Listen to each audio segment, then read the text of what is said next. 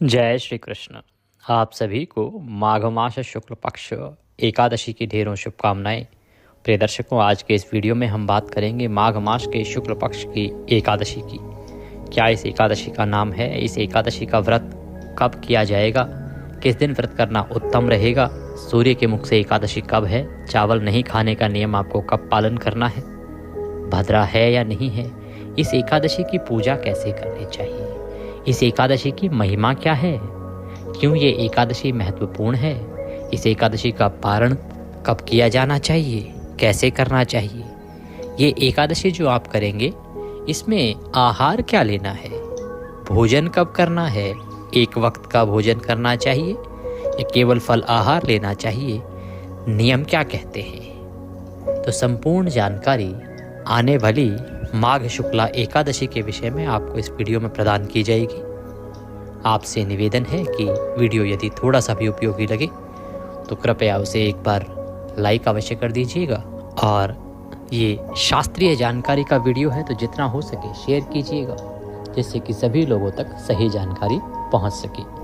अपने व्रत की सफलता के लिए और भगवान नारायण का आशीर्वाद प्राप्त करने के लिए कमेंट बॉक्स में अवश्य लिखिएगा जय श्री हरि या ओम नमो भगवते वासुदेवाय।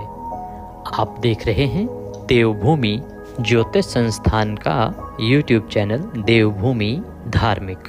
हम यहाँ पर सभी व्रत और त्योहारों की सही शास्त्रीय जानकारी प्रदान करते हैं।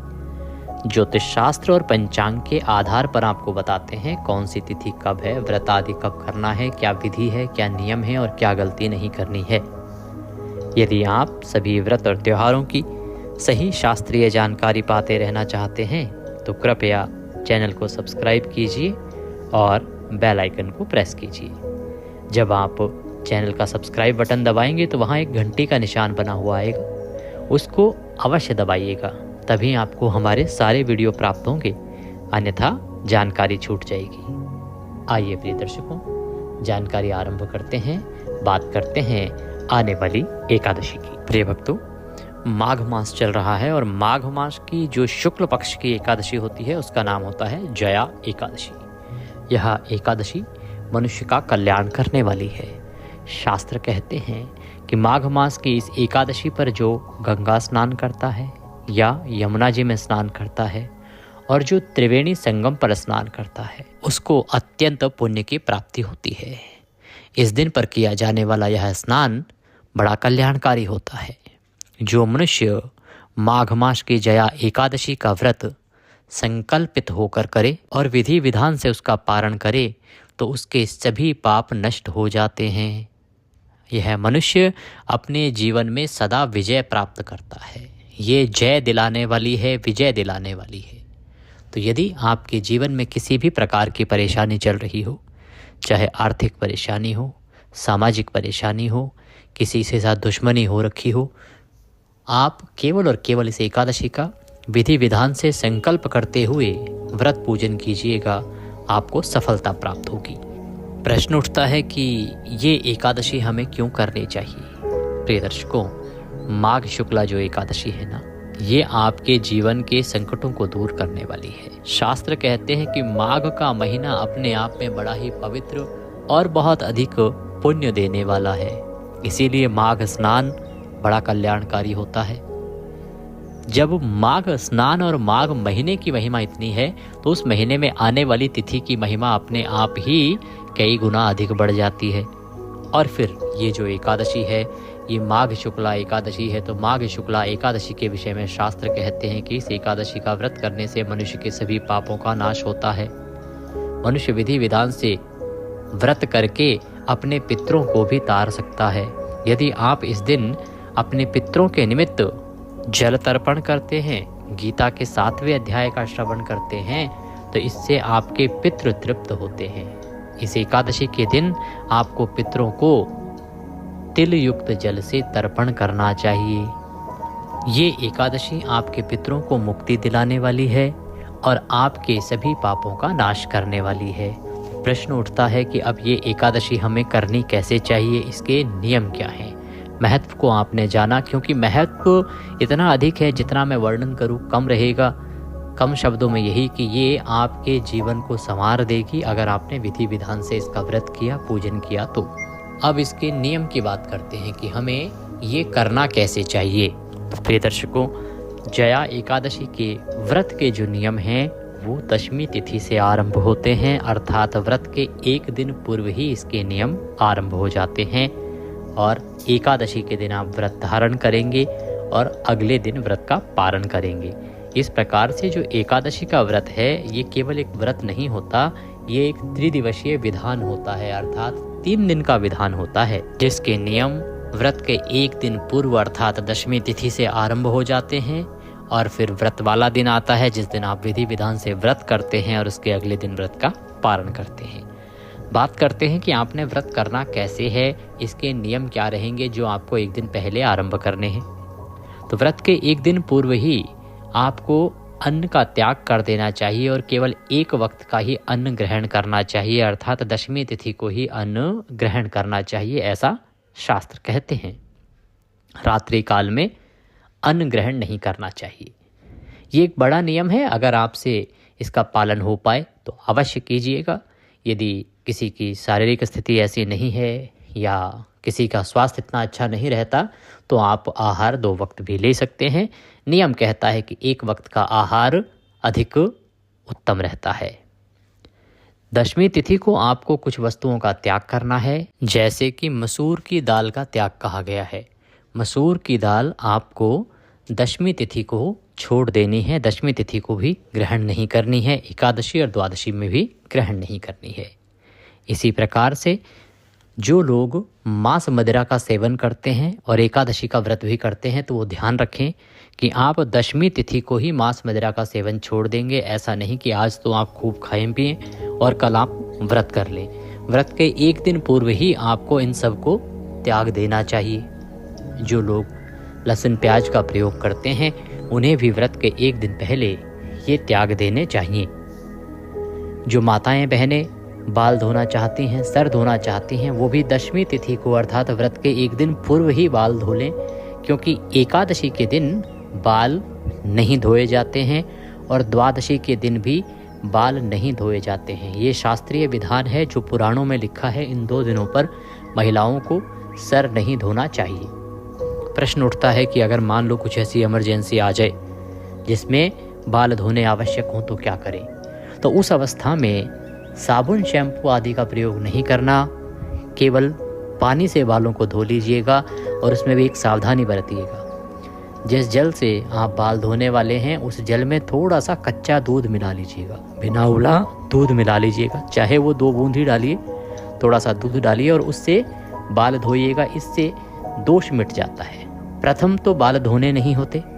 अगर कोई ऐसी इमरजेंसी आ जाए जो पूजा पाठ के लिए आपको बाल धोने पड़े तो आप कच्चा दूध डाल के और फिर आप उन बालों को धो सकते हैं। साबुन, शैम्पू आदि का प्रयोग वर्जित होगा। और ब्रह्मचर्य का नियम भी आपने इसी दिन से आरंभ कर देना है। ब्रह्मचर्य धारण कर लेना है, अर्थात दशमी तिथि से हम ब्रह्मचर्य आरंभ करेंगे और ये एकादशी व्रत के साथ साथ द्वादशी पारण तक आपको निभाना होगा। व्रत के एक दिन पूर्व दशमी तिथि से ही शहद का त्याग कहा गया है, अर्थात शहद का प्रयोग नहीं करना चाहिए। ना ही वो एकादशी के व्रत में पूजन वाले दिन जो पंचामृत बनाते हैं उसमें प्रयोग करेंगे और ना ही शहद का प्रयोग द्वादशी को जब पारण करते हैं तो पारण में प्रयोग होगा। तो शहद का त्याग है 3 दिन के लिए। चने के शाक का त्याग भी कहा गया है। शास्त्र कहते हैं चने के शाक का प्रयोग नहीं करना चाहिए और ये मौसम है चने के शाक का।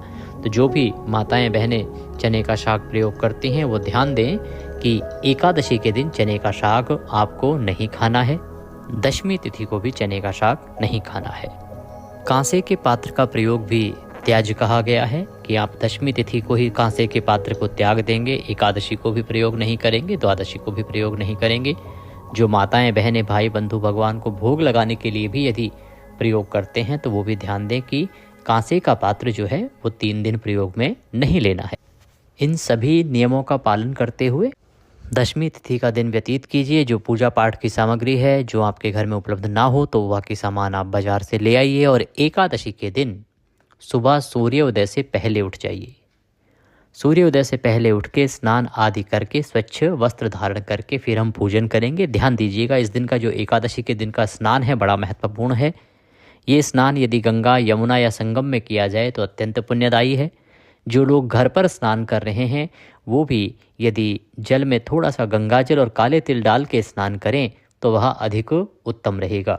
विशेष बात पर ध्यान दीजिएगा कि एकादशी के व्रत वाले दिन जो मंजन है या दातुन आदि है इसका प्रयोग वर्जित कहा गया है, क्योंकि फूल पत्ती आदि तोड़नी नहीं होती इसलिए दातुन नहीं करनी, और मंजन आदि का प्रयोग इसलिए नहीं करना क्योंकि मंजन या टूथपेस्ट जो भी आप करते हैं उसमें नमक या केमिकल आता है और ये दोनों ही आपके व्रत को खंडित करते हैं।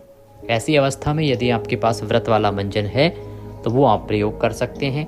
अगर आपके पास नहीं है और आप जानना चाहते हैं कि कहाँ से कैसे प्राप्त हो सकता है तो स्क्रीन पर नंबर आएगा 900 से, उस पर व्हाट्सएप के माध्यम से पूछ सकते हैं या कमेंट बॉक्स में लिख के भी पूछ सकते हैं। तो इस प्रकार से एकादशी के दिन उठ के स्नान आदि करके स्वच्छ वस्त्र धारण कीजिए और फिर अब हम भगवान का पूजन करेंगे।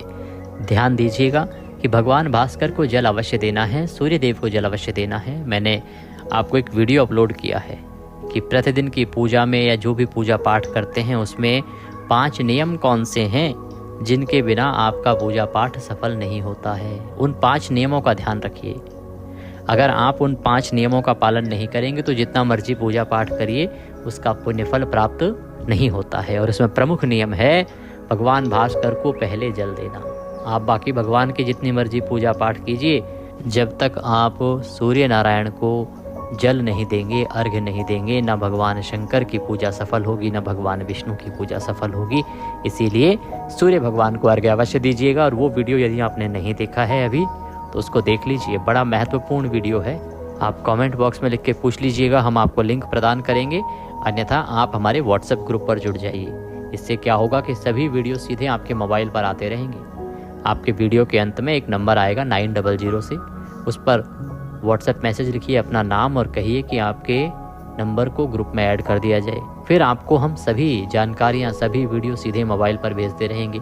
तो उससे होगा क्या कि आपको सभी जानकारियों के वीडियो समय से मिलते रहेंगे, जानकारी छूटेगी नहीं। जुड़ना चाहते हैं तो मैसेज कीजिएगा व्हाट्सएप पर और इसका लाभ लीजिएगा।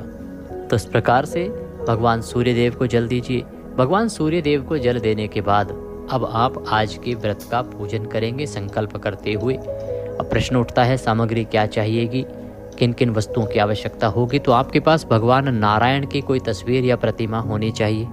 उनको स्थापित करने के लिए चौकी होनी चाहिए। चौकी पर बिछाने के लिए पीला या लाल वस्त्र लीजिएगा। भगवान को अर्पित करने के लिए रौली, मौली, पान, सुपारी, लौंग, इलायची, धूप, दीप, नैवेद्य, पुष्प, इत्र, जनेऊ, पंचामृत बनाने के लिए कच्चा दूध, दही, घी, शक्कर और गंगाजल। इसके अतिरिक्त एक तांबे का लोटा लीजिएगा। ये पूजा की सामग्री है। इसमें जो सामग्री आपके पास ना हो वो आप बाजार से लीजिएगा। पान के पत्ते 2 होंगे, एक पत्ता जो है प्रयोग होगा एकादशी व्रत वाले दिन पूजन में और एक पारण वाले दिन। और सुपारी भी आपको 2 लानी है। जो लौंग और इलायची हैं वो 5-5 ले आइएगा।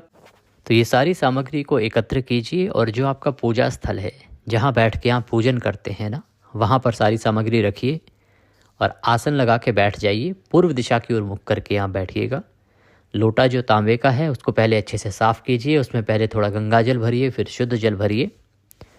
और अब आप फूल के माध्यम से उस सभी सामग्री पर और उस स्थान पर चल के छींटे दीजिए, जिससे वह स्थान पवित्र हो जाएगा और वह सामग्री शुद्ध हो जाएगी। क्योंकि वो सामग्री आप तक पहुंचने से पहले न जाने किस किस के हाथों से होकर निकली है, किसने किस अवस्था में उसको हाथ लगाया है, इसीलिए आपको उसे शुद्ध करना होता है।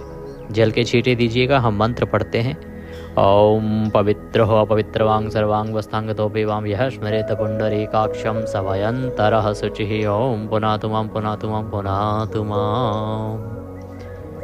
इस प्रकार से स्थान को शुद्ध किया, सामग्री को शुद्ध किया। अब आप चौकी बिछाइए। चौकी पर लाल या पीला वस्त्र जो आपके पास है ना वह बिछाइए।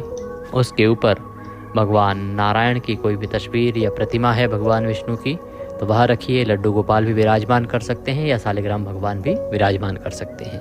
उनको विराजमान करने के बाद धूप रखिए, दीप रखिए।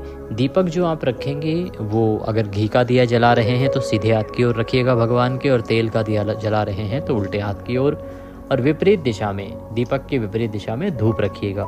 इस प्रकार से धूप दीप स्थापित करने के बाद अब अपने सीधे हाथ पर जल लीजिए और हाथ धो लीजिए।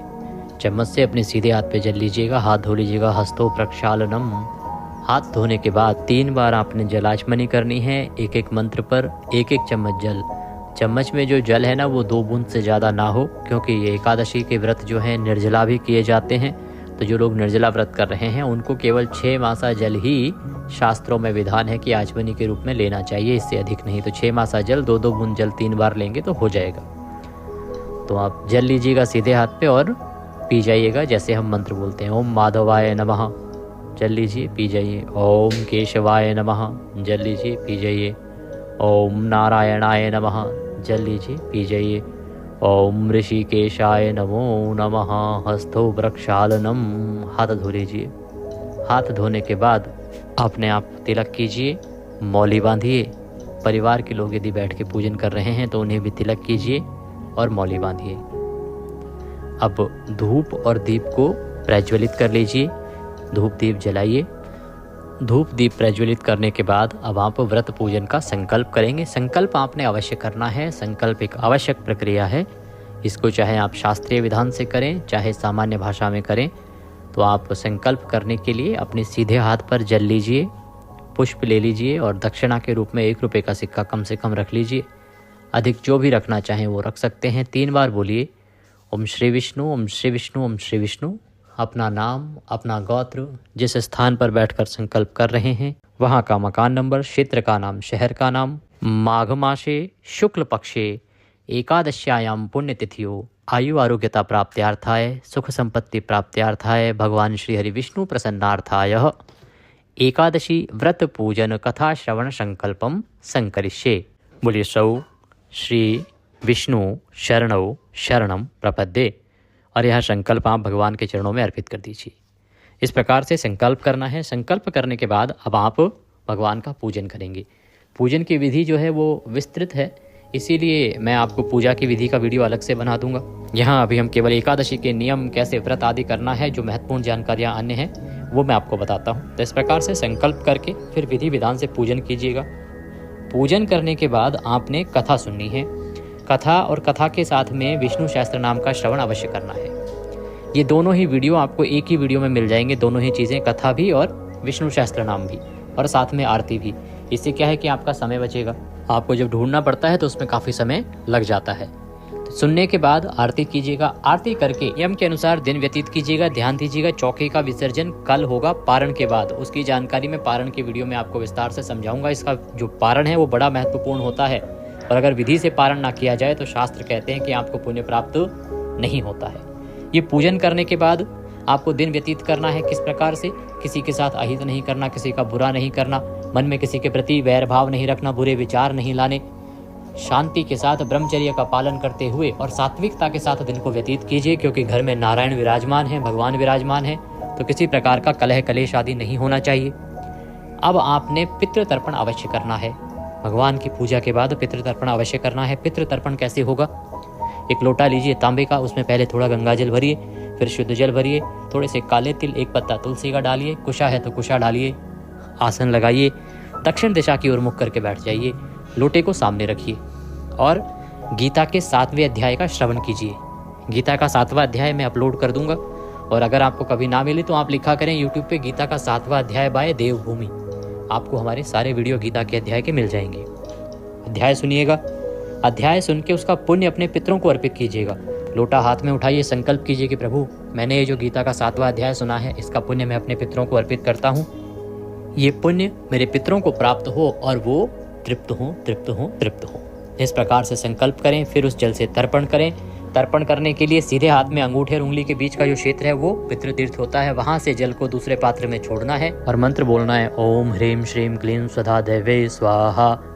ये सभी जानकारी मैं जो वीडियो होता है गीता के 7वें अध्याय का, उसमें भी आपको बताता हूँ। तो यदि आप भूल भी जाएं तो वहाँ पे आपको मैं समझाता हूँ कि अब आपने कब क्या करना है, कब क्या करना है। तर्पण करना है और तर्पण करके वह जल पीपल में अर्पित कर दीजिएगा। अपने पितरों से निवेदन कीजिएगा कि हे मेरे पितरों, मेरे संकटों का हरण करें, गीता के 7वें अध्याय का पुण्य और यह जल तर्पण स्वीकार करें और तृप्त हों। इससे आपके पितृ तृप्त होंगे। पितरों की तृप्ति बहुत आवश्यक है। शास्त्र कहते हैं कि यदि आपने पितरों को तृप्त किया तो आपके जीवन के संकट वैसे ही समाप्त हो जाते हैं, क्योंकि आपके पितृ ही हैं जो आपके जीवन में संकटों से आपकी रक्षा कर सकते हैं। इसीलिए उनको मनाना आवश्यक है और उनके मनाने के लिए या उनको तृप्त करने के लिए ये सबसे उत्तम उपाय होता है गीता के 7वें अध्याय को सुनना, उसका पुण्य और जल तर्पण करना पितरों को। यहाँ पे एकादशी पे करें, अमावस्या पे करें, पूर्णिमा पे करें और संक्रांति पर भी करें ही करें। यह आपने पितृकर्म करना है। फिर सायंकाल को आपको कीर्तन करना चाहिए। कीर्तन कैसे? आपके आसपास कोई मंदिर है, वहाँ कीर्तन होता है, वहाँ जाइए। अगर कीर्तन कहीं नहीं होता है तो भगवान नारायण कहते हैं कि अगर आप गा के और नाच के या तबले आदि बजा के कीर्तन नहीं कर सकते तो उनके कुछ स्तोत्र हैं, पाठ हैं, उनको सुन के कीर्तन का फल पा सकते हैं। तो वो सभी पाठ और स्तोत्र मैं एक वीडियो में अपलोड करता हूँ प्रत्येक एकादशी पर। आपको वीडियो प्राप्त होगा, उस वीडियो को सुनिएगा, उससे आप कीर्तन का लाभ लीजिएगा। उसके बाद आप व्रत आहार क्या करेंगे इसकी बात करते हैं, क्योंकि फिर व्रत खोलने का समय आएगा, सायंकाल का आहार लेने का समय आएगा। तो जो लोग व्रत आहार लेना चाहते हैं वो फल आहार करें, यह सर्वोत्तम है। फल आहार से अधिक नहीं लेना चाहिए। फल खाइए, अधिक से अधिक दूध ले सकते हैं। अब कुछ लोग कूटू, सावक, सिंगाड़ा आदि प्रयोग करते हैं, वो उनकी अपनी मान्यताओं पर है, पर सबसे उत्तम तो ये रहता है कि यदि आप फल खा के ही व्रत को करें तो सबसे अच्छा रहेगा। रात्रि काल को जागरण करना चाहिए। रात्रि के जागरण की महिमा बहुत अधिक है इस एकादशी पर। जो मनुष्य रात्रि जागरण करते हुए इस एकादशी का व्रत को करता है उसे इस एकादशी के पुण्य का भाग कई गुना अधिक प्राप्त होता है। इसीलिए आपको रात्रि जागरण करना चाहिए। और रात्रि जागरण ऐसे नहीं कि टीवी देखते हुए कर रहे हैं। जागरण करने के लिए कुछ स्तोत्र हैं, पाठ हैं, उनको सुनते हुए रात्रि जागरण करना चाहिए। वो मैं वीडियो में अपलोड कर देता हूँ, उसको सुनिएगा। प्रश्न उठता है जी रात्रि जागरण कब तक करें? रात्रि को 1 से 2 बजे तक तो जागिए ही जागिए, उसके बाद सो सकते हैं। फिर अगले दिन पारण के लिए सूर्य उदय से पहले उठ जाइएगा। उठने के बाद स्नान आदि करके पारण की पूजा करेंगे। पारण की पूजा करके, ब्राह्मण की पूजा करके, भोजन आदि करा के, दान दक्षिणा आदि देने के बाद फिर हम व्रत का पारण करेंगे। पारण की विधि आदि की जानकारी मैं आपको विस्तृत वीडियो में दूंगा जो पारण से संबंधित होगा। बस महत्वपूर्ण जानकारी ये कि पारण जो है व्रत के अगले दिन सूर्योदय के बाद और द्वादशी तिथि में हरिवासर का समय निकल जाने के बाद किया जाना चाहिए। हरिवासर का समय क्या होता है? हरिवासर का समय होता है द्वादशी तिथि के पहले 5.5 से 6 घंटे में। कभी कभार होता है कि ये आगे तक भी रहता है, अन्यथा 5.5-6 घंटे में हरिवासर समाप्त हो जाता है। उसके बाद पारण कर लेना चाहिए, परंतु हरिवासर से पहले पारण नहीं करना चाहिए, अन्यथा व्रत खंडित होता है। इसीलिए पारण पर ध्यान देने की आवश्यकता होती है। अब प्रश्न उठता है कि ये एकादशी का व्रत करना कब है? तो प्रिय दर्शकों, माघ मास के शुक्ल पक्ष की जया जो एकादशी तिथि है उसकी शुरुआत हो रही है 28 जनवरी को। बुधवार का दिन रहेगा शाम को 4:35 पर और ये समाप्त होगी 29 जनवरी को। गुरुवार का दिन रहेगा दोपहर को 1:55 पर। ऐसे में 29 जनवरी को सूर्य के मुख से एकादशी रहेगी। उदया तिथिमान के अनुसार एकादशी रहेगी तो 29 जनवरी को ही व्रत किया जाएगा। और इसमें क्योंकि द्वादशी तिथि भी आ रही है तो यह उत्तम दिन रहेगा व्रत के लिए। 29 जनवरी गुरुवार सूर्य उदय अर्थात 7:15 से और 8:45 बजे के बीच में पूजन का शुभ समय रहेगा। में पूजन कीजिएगा, कल्याणकारी रहेगा। कुछ और जानना चाहें, पूछना चाहें, कमेंट बॉक्स में लिख के पूछ लीजिएगा या व्हाट्सएप पर जुड़ के वहां भी पूछ सकते हैं। दक्षिणा आदि यदि कुछ भी भेजना चाहते हैं तो स्क्रीन पर नंबर आ रहा है 900 से, उस पर भेज सकते हैं। या जो साथ में QR कोड दिया है उसको स्कैन करके भी भेज सकते हैं। भगवान नारायण सब पर कृपा करें। प्रतिदिन का माघ मास महात्म्य सुनना न भूलिएगा, क्योंकि जो हमारा जो महात्म्य है, जो हम सुनाते हैं वो महात्म्य है जो पुराणों में वर्णित है, ब्रह्मदेव के द्वारा कहा गया है, तो उसे अवश्य सुनिएगा। भगवान सब पर कृपा करें। हरे कृष्ण।